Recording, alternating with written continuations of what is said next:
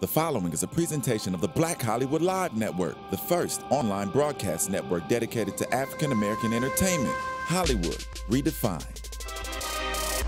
From Los Angeles, California, presented by Maria Menounos and streaming live thanks to Acumen Technologies, this is Black Hollywood Live, Breaking Into.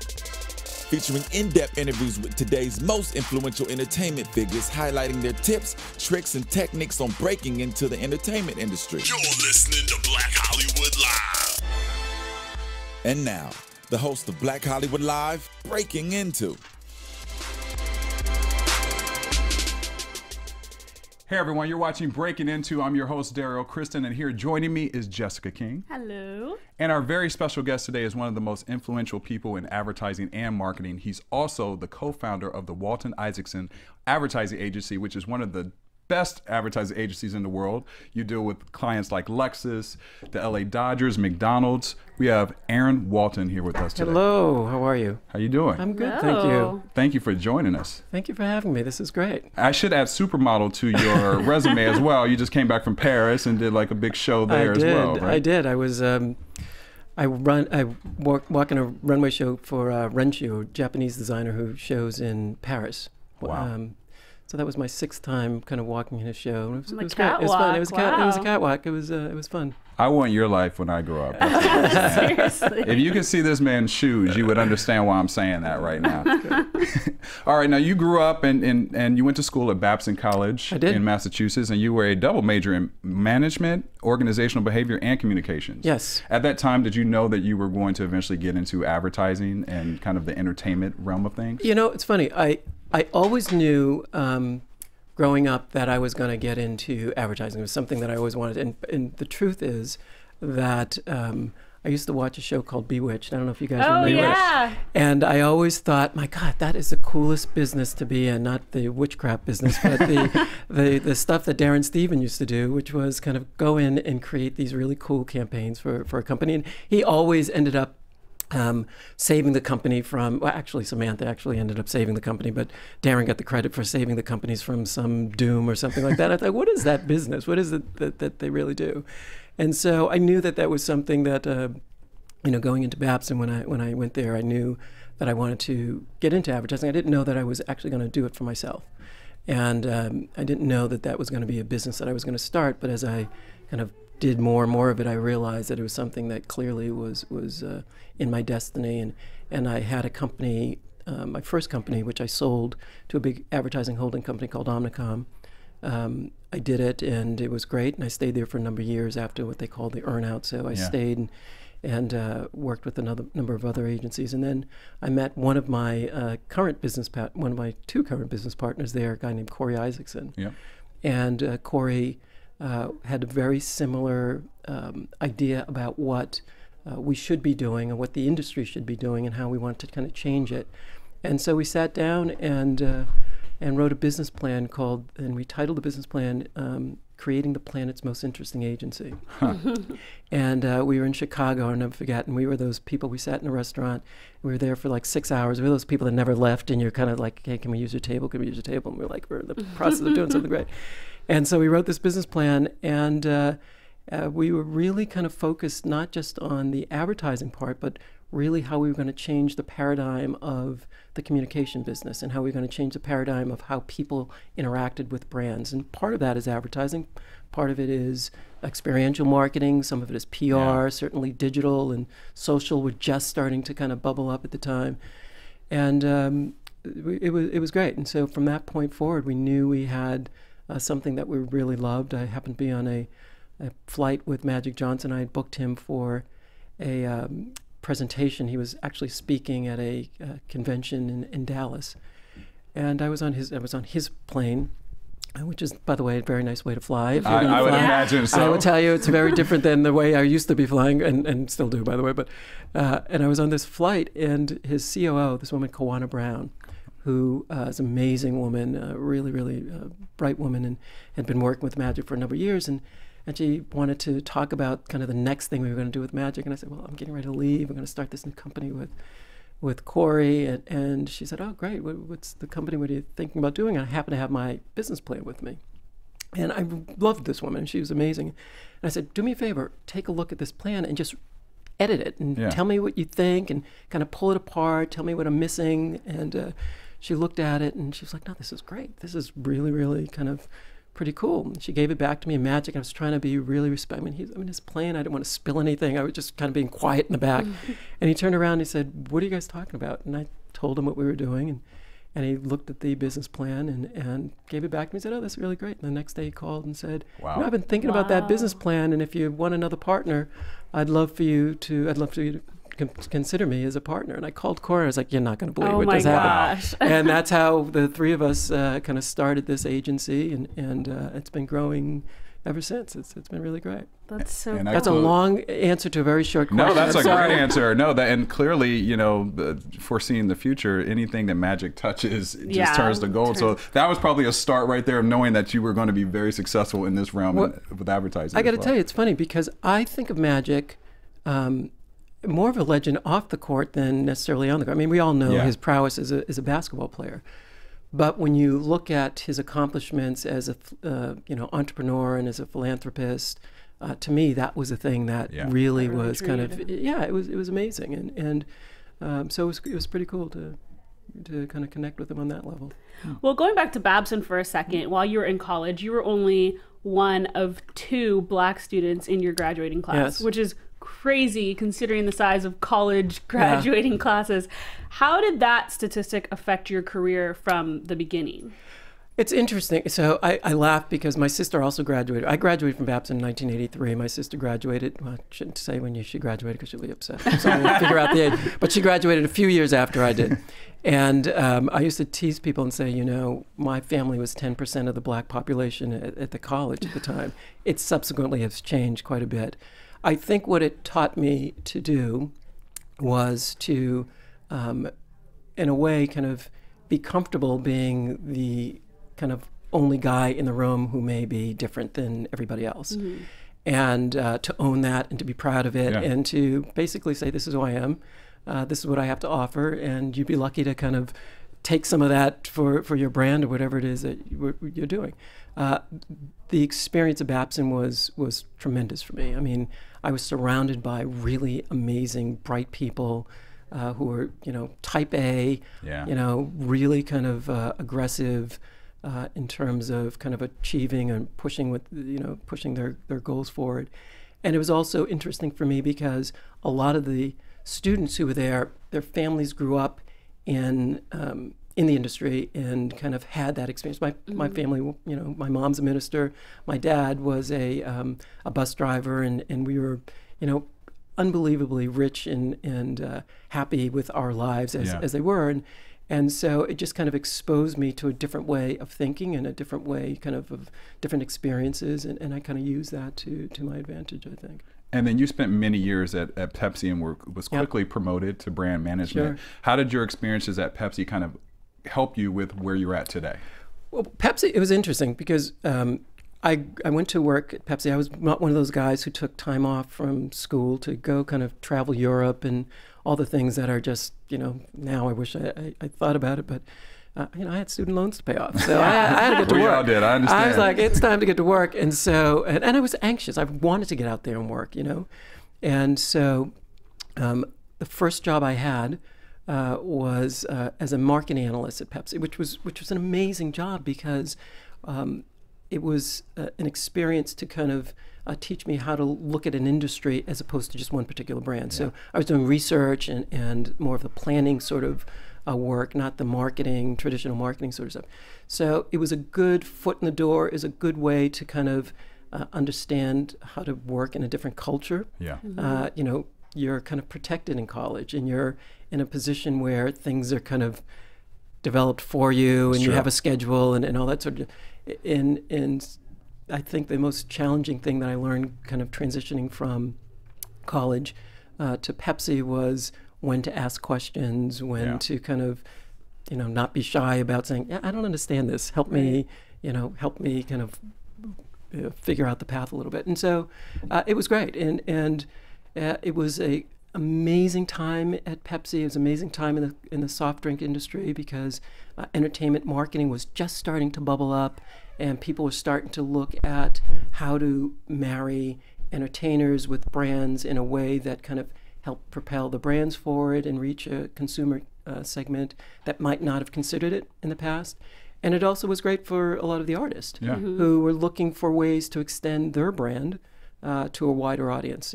So, in the case of a lot of record companies where they had limited dollars and limited exposure for their artists, it was mostly, radio. MTV really hadn't started at the time. It was actually, I was at the first MTV Awards. That's how old I am. Wow. And so it was really kind of a cool time in the business to kind of marry packaged goods and the entertainment side of the business and watch both of them kind of benefit from each other. Well, speaking of entertainment, while you were at Pepsi, you actually made that transition. Your next role was entertainment marketing manager. How did you go about transitioning into that side of things? Well, it was funny. So when my career at Pepsi, so I went right from being in the research and analyst, I went to work on a brand called Mountain Dew. And what I did on the Mountain Dew brand was really kind of transform it. It started in North Carolina. Most people don't realize this. It started as a mixer. And so route salespeople, when the Pepsi route salespeople would go out into the business and deliver their product, and then come back to the bottling plant and mix Mountain Dew with vodka. And I did not know that. That's how it's. That sounds about right. Yeah, that sounds about right. Yeah. And so they, obviously when Pepsi bought the brand, they obviously weren't mixing it with vodka anymore, and so it had a very kind of actually a hillbilly, and they say that because that's what the brand was initially. And so when we were kind of working on it, we were trying to figure out ways to kind of transform it to connect with young urban consumers. And so that was my first assignment. So I got to work with Busta Rhymes, and so I did a lot of kind of cool hip hop urban sort of initiatives with Mountain Dew. And then on the other side, I got them involved in extreme sports. So there was kind of this balance between the traditional urban side and then extreme sports. And then they moved me into a field position. So rather than look at one brand nationally, I looked at all the brands regionally, and they moved me to, I didn't physically move, but my territory was the Western area. And so I looked at all of the brands on the Western area, and it was much more operations driven. So it was much more about packaging and pricing and retail, which was a great thing to learn if you're in that packaged goods business. And then they moved me on to Pepsi, which is where I ultimately became the entertainment marketing manager. And I got to work on all the big music tours, the Michael Jackson, Tina Turner. At one point, I think I was on 3 different tours at the same time, and it was great. And then they kind of, the end of the Michael Jackson tour, they asked me, what do you want to do next? And I'd been traveling around the world with Michael and kind of connecting Michael with the local regional offices. And I wasn't quite sure that I wanted to go back and do the traditional, marketing assignment, office kind of thing. I got a taste of the outside world and what it was like. And so I created, with Pepsi, obviously, a kind of position where I was like an A&R person. And for, those of you who don't know, an A&R person at a record company kind of goes out and looks for talent, and brings them into the record company and then develops that talent. And so my job was to go out and look for talent that we could assign to the different brands, whether it's Pepsi or Mountain Dew or Diet Pepsi. And I did that for a number of years, and then got a little taste and said, you know what? I really don't mind doing this, but I don't just want to be known in the entertainment business as just a soft drink guy. Right. I really want to be able to do other things beyond just working on soft drinks. And so I talked to Pepsi and I said, hey, look, would you mind me kind of transitioning off of being an employee? I'll be a consultant for you. I'm happy to do that. And I want you to be my first client. So it was a great way for me to start my company. And I did that and went out to look for other clients. My first client was AT&T. And that's a huge one to have. That was a great. It was outside of Pepsi. It was great. And so, and I remember going to the Grammy Awards. You never know when idea is going to hit you, right? That's true. Yeah. And I remember going to the Grammy Awards and watching Whitney Houston sing. She was a beautiful white Vera Wang dress. She looked like an Urte statue. And I thought, wow, why isn't anyone doing anything with her? She's got this amazing voice, and it was just, you know, she was at the prime of her career. And I called my friend, a guy named Dan Clark, who was at Pepsi and went over to work at AT&T. I said, I've got an idea for you. I have no idea. And I left a voicemail. This is pre-texting and pre-emails and all that sort of stuff. And there was a world before. That was a world before. Right. Now, can you believe existed? that? And I left a message for him that night and said, I don't know if Whitney would do this. This is just an idea, you know. And I pitched him this idea. They had this campaign called True Voice, but it was really a very technical initiative where they put more bass in the phone line, basically. Yeah. So it sounded like, you know, when you're calling someone in your office, and there's a much clearer line than when you're calling someone long distance. So they had this technology that they were putting into the phone. I was like, why don't you show an on-air demonstration of what this technology really is? Yeah. Let's go out and get the best voice in the business to show and demonstrate what happens when you are with True Voice and when you're not with True. It was a really simple concept. And they were like, okay, let's do it, go do it.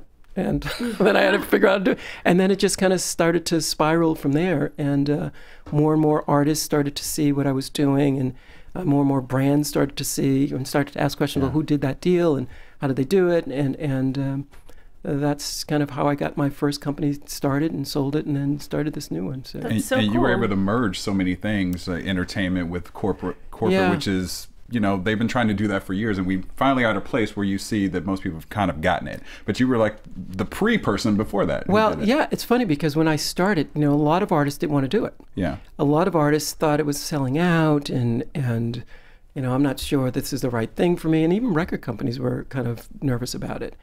But as the business started to change, and as the economics of the business started to change, and people started to realize, well, wait a minute, maybe there's a way for us to kind of use someone else's resources to help build our own brands.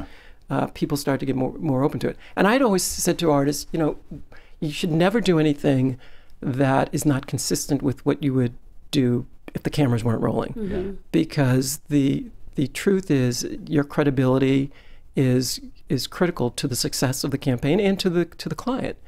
And so we would never I would never just, you know, I never just wanted to sign someone just for the sake of them wanting to get a check. It was really about them understanding what it was that the brand was all about, and what they had to do, what their obligation to the brand was, and what the brand obligation to the artist was. And it kind of goes to show, like, just don't ever be afraid to ask. Right. You kind of just were like throwing out ideas. Like, I don't know if this is going to work. I don't know what you're going to think about it, but why not, you know? Yeah. I mean, you know, it's funny. People find inspiration in different things. I've always been passionate about the entertainment business. I've always really enjoyed music. I've always loved being kind of in that space. I just figured out a cool way for me to make money at it. You know what I mean? And I think that's what most entrepreneurs do. They find something that they're really passionate about, and they're just like a laser trying to figure out how to keep your focus and stay on track to get that. This time I'm lucky because I have, you know, Cory Isaacson, who's, you know, a laser beam himself. This time I get to bounce ideas off of him, and he with me. So it's kind of fun to have a partner in that sense to play off of. And then, since you've been able to merge and have such a huge success with starting your company, Walton Isaacson, what are some of the benefits of starting your agency? And can you kind of walk through, for someone who may be interested in starting their own agency, like what are the benefits and what are some of your biggest challenges as well? Well, I think the biggest benefit, obviously, is that you can kind of, I want to say you can control your own destiny, and to some degree you can. But ultimately, the client kind of has a huge impact on what you can and can't do. But you can kind of plot your own course, and you can decide whether or not you want to work with the client. So that you know, to some degree, you do have control over that. But I think the biggest benefit for me is the sense of independence, the sense of the success of the agency is within the agency and not dependent on someone else, right? So it's Cory, myself, and by the way, we have about 170 team members who are equally kind of passionate about what they do, and so I don't want to make it sound like it's just Cory and I. The fact of the matter is it's much larger than that. But I think that idea, the fact that you can kind of control your own destiny, is really what is exciting for me. And there are no limits, right? So we can decide, today I want to shoot and create a television show. and tomorrow I might want to write a book, or the next. So if that's different in kind of the entrepreneurial world versus me working at a Pepsi, where it's very specific. You know, I'm managing Mountain Dew. That's what your job is, and that's kind of, you know, how you kind of get along. With them. Yeah. So that's probably the benefit. I think the downside is you realize the weight of responsibility for, you know, 170 people. Yeah. And you take that very personally and very, you know, it's there are people there that've got families, and you want to make sure that they're growing and they're developing, and that they're feeling that they're respected and they're having the opportunities that you want as any kind of, whether you're an entrepreneur or not, you're just a manager, you want your team members to feel to succeed, because when they succeed, you succeed, true. you know? What's the number one mistake that you see young entrepreneurs make? You know, it's interesting. It's also the biggest strength and sometimes the biggest weakness. I think the biggest mistake is ideas can always evolve and change. And, you know, I said earlier, you know, you had an idea, you're like a laser, but sometimes you need to stop and listen and kind of take in other people's advice and really think that, you know, this is where I thought I wanted to go, but maybe, you know, listening to you guys, maybe there's something else that I didn't consider that I should consider. And so you've got to be open to, you know, these other options that are around that can, quite frankly, make the ideas bigger often and kind of help you achieve a goal that you might not have even realized, oh my God, I didn't believe that was actually going to be something that I could achieve. I was just at the Southern California Minority Business Association, and I was with a number of minority-owned entrepreneurs, and there's some things that I was listening to. You know, one of the entrepreneurs, and they're just not small. They're $1 billion businesses, and I never even thought about $1 billion for my business. I was like, oh well, why didn't I think about that? Why? Of course I could do that. And so, you know, sometimes being around other people and kind of being inspired by them, you get your juices going. You get your juices going, yeah. And then one of your taglines for the agency is the planet's most interesting agency in the world. How do you go about fulfilling that and keeping that fresh? I know you deal with your agency has been so key with like the Versus and Flow for Lexus and just a variety of different brands. But how do you continue to keep it fresh and interesting? Well, I always tell people I want to be the dumbest guy in the room in my team, and so the biggest thing to do is to surround yourself with really amazing people who are passionate and who have different ideas, and so. I really believe the secret to, you know, our secret sauce is really about having a very diverse group of people, culturally.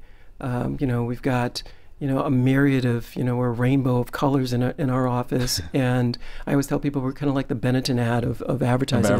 You know? There's gay, straight, black, white, you know, Hispanic, Asian. It's great because everyone brings a different nuance, a different cultural kind of understanding of what motivates them, what has got them excited about something. And I think that is kind of what ultimately keeps us interesting. We've always said, you know, when we go into a new business pitch and when we're meeting with clients, we tell them, all right, tell us what the one thing is that's keeping you up at night. And what's the thing that you can't figure out? I don't care if it's, you know, I can't reach women, I can't figure out how to, you know, get this social media campaign started, whatever it is, just tell us.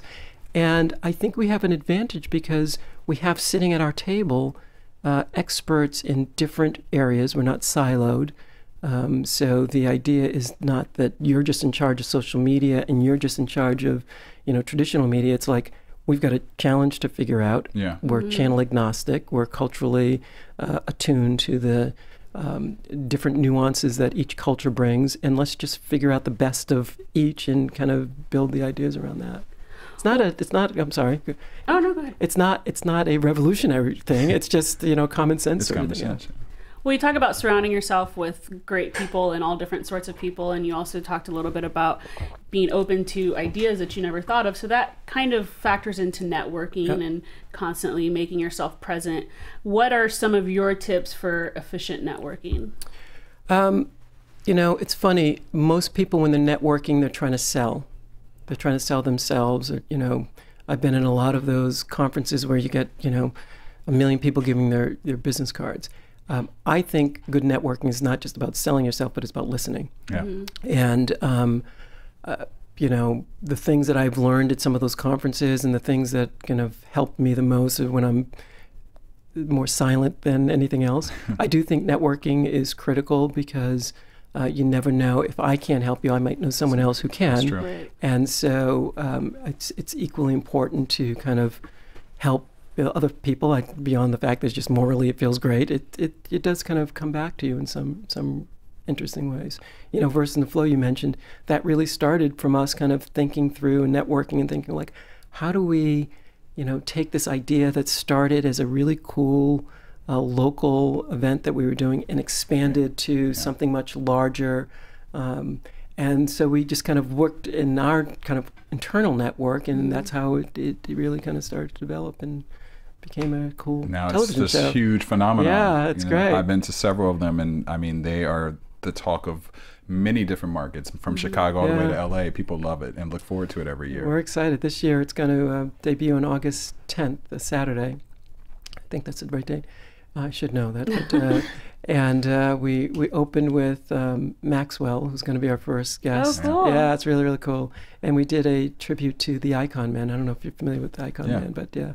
So we're really excited about it this year. What's the best single piece of advice you've ever received that's helped you in your career to date? Don't be afraid to ask questions. Because if you assume certain things, you may spend a lot of time going down the wrong path. It becomes really inefficient, and it can waste a lot of people's time and frustrate people. So I'm a big person of, you know, asking, you know, you don't want to waste people's time, but really ask a lot of questions and do your homework. There's nothing worse than someone coming in and presenting, or you kind of sitting back and not knowing what's going on. And so, you know, making sure you're doing your homework and knowing that it's not going to be easy. You know, you've got to put the time in to really get there. Along those same lines, what has been the hardest lesson that you've had to learn the hard way? Wow. The hardest lesson that I've learned, gosh, that's a really good question. I think that as I kind of look back, you know, personally, I think I'm pretty direct. And as you have to be in this industry. Well, you do, but, you know, type A personality, you're just kind of, you know, particularly entrepreneurs, you're like, boom, you got to go, you're hitting it. And sometimes you've got to be a little bit more sensitive to, at least me, I can't speak for everyone, but a little bit more, particularly on the creative side. You know, people are birthing their babies when they're doing this kind of creative work, and I have a tendency to be like, nope, nope, nope. And I always think that's how I want feedback, but that's not necessarily how everyone else wants feedback. Right. So I'm learning, I'm a work in progress, I'm trying to figure it out too. But I think that's probably one of the lessons that I'm trying to teach myself in terms of giving more constructive feedback, giving people, because people want to please you. People want to do good work. It's not like they don't want to do good work. You just, you know, you have to take the time to you know, help them out with that. And you've been an executive, a trendsetter, a model, an influencer. What would you like to conquer next in your career? I'm really passionate about Broadway and about live theater and live events. And so we're working with Stephen Bird now. Stephen Bird, for those of you who don't know, is an amazing Broadway producer. He's taken a lot of traditional shows and then recast them with black casts. So Streetcar Named Desire, he kind of redid, and Trip to Bountiful. And so we're working on a couple of projects with him. There's a gentleman by the name of Charles Randolph Wright, director for Motown the Musical. So we're working on some projects with him. We have a development team at the agency that are just developing really kind of cool content. And so we're excited about that's, you know, the next thing that I really want to work on. That's awesome. Yeah. And then I have one quick question. We're going to wrap up soon. Before we go, could you explain to people how you go about finding your advertisers? Like someone starting off, if I'm starting a new agency, where do I start? What do I need to do as my first step? Sure. So there are a lot of different ways to find advertising clients. One is there's what's called an RFP, or request for proposal. And so you can go online and you can look for different RFPs, and it's not just for advertising, but they obviously a lot of advertising agencies, a lot of clients will list out when they're doing searches. That's primarily how most folks find new opportunities. I would look at the trades. So Advertising Age is one of the kind of leading trade publications in the advertising side of the business, much like Billboard magazine is for music. Advertising Age is for advertisers, and so they'll often list what accounts are coming up for review and which brands are thinking of switching. Quite frankly, we've been lucky because most of our clients have come from referrals. And so that's nice. That's a nice way to kind of get the business, but you still have to go out and earn it. But it's the cost of entry is much cheaper than kind of going out and having to do these big pitches. But and we've done those big pitches as well. I mean, most of the bigger agencies have that process where you have to go out. But those would be the biggest kind of ways to find out who's looking for spots. And it's also a great way to kind of get your foot in the door for advertising agencies, and they're listing out different positions that are available, and get your foot into a small or big agency and learn from the ground up. Well, tell us and all your fans where we can find you on social media so we can stalk you a little more. Oh, stalk us. So you can certainly go to our website, waltonisaacson.com, and that's usually the best place to find all the kind of cool things our agency is doing. And we, by the way, also post different positions that we're looking for. So join us there and look for jobs. We like that. A place that's hiring right now. Exactly. That's a good thing. I'm in. Absolutely. Jessica, where can fans find you? Find me online on Twitter at I am Jessica King. You can find me online on Twitter, Instagram, Facebook at Derrial Christon. Aaron, thank you for joining us today. I think you gave us a piece of the bigger picture of what it's like to be in your world, because I know you have so many responsibilities and you've just done some great things just in the community overall, and I can't wait to Versus and Flow to see the show. So thank you, and thank you. Congratulations on this show too. This is amazing. I always kind of pay attention to you guys, and this is fun to kind of be here and enjoy it with you. Well, thank you. We'll have to have you back. For stopping by. Thank you. From producers Maria Menounos, Dario Christon, Tiana Hobson, Kevin Undergaro, and the entire BHL crew, we would like to thank you for supporting Black Hollywood Live, the first online broadcast network dedicated to African American entertainment. For questions and comments, contact us at info@blackhollywoodlive.com. Like us on Facebook, tweet us, or Instagram us at BHL Online. And I'm your BHL announcer, Scipio. Instagram me at Planet Scipio. Thank you for tuning in. Hollywood Redefined. The views expressed here are those of the hosts only and do not necessarily reflect the views of BHL or its owners or principals.